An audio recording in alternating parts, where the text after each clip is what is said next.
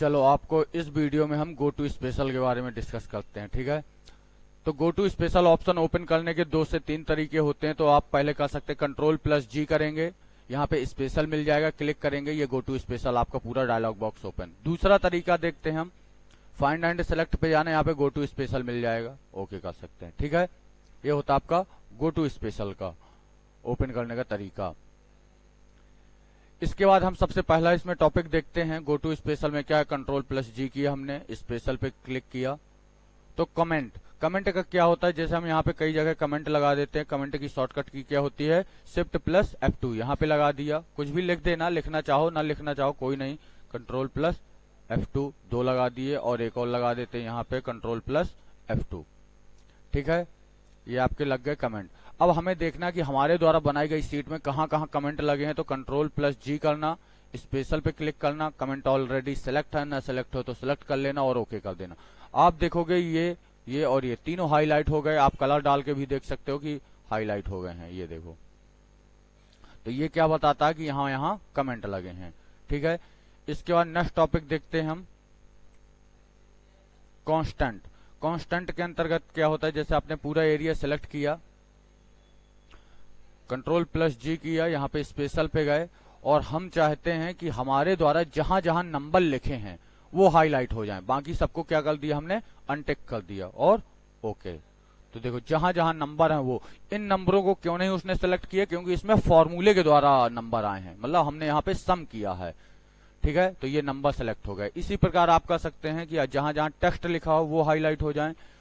तो वहां पे जाना, कांस्टेंट में ओनली टेक्स्ट को सेलेक्ट कर लेना, बाकी को अनटिक कर देना, ओके। ये देखो आपके टेक्स्ट वाले सभी हाईलाइट हो गए।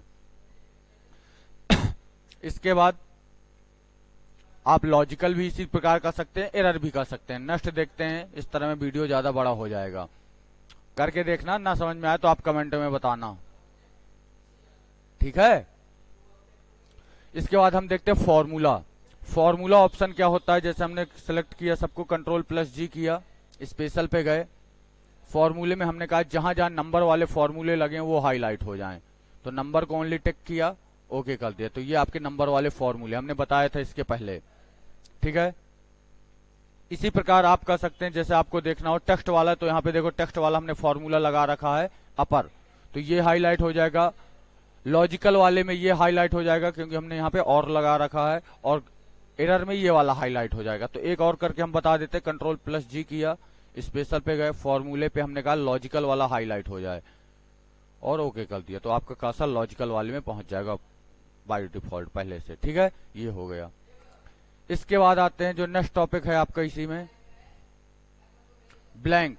हमने जैसे कोई एरिया सेलेक्ट कर लिया, हम चाहते हैं कि हमारे द्वारा सिलेक्टेड एरिया में कहां कहां ब्लैंक सेल है उनको हाईलाइट करो। कंट्रोल+G किया, स्पेशल, ब्लैंक में क्लिक और ओके। ब्लैंक एरिया पूरा हाईलाइट हो गया, ठीक है। इसके बाद नेक्स्ट देखते हैं, बाकी आप करना आ जाएंगे। कुछ और बता देते हैं, गो टू स्पेशल में गए, करंट रीजन, ये हमारी पूरी टेबल को सिलेक्ट कर देता है जो बनाई है हमने, बिना सिलेक्ट किए करते हैं। कंट्रोल+G, स्पेशल पे गए और करंट रीजन का मतलब होता है हमारी जो टेबल बनाई गई है वो सिलेक्ट कर देगा, ये सिलेक्ट हो गई, ठीक है। करंट एरे आप कर लेना, या फिर हम नेक्स्ट वीडियो में इसको बताएंगे। अगला आओ क्या है, स्पेशल पे गए और रो डिफरेंस में क्या होता है, आपकी ऊपर की रो छोड़ देता है, कॉलम सेलेक्ट करता है, कॉलम डिफरेंस में कॉलम छोड़ के रो सेलेक्ट करता है। प्रेसिडेंट डिपेंडेंट, ये इंपॉर्टेंट हम ये बताते हैं। जैसे आपने यहाँ पे कुछ नंबर लिखे 45 और 62, एक नंबर और लिख लेते हैं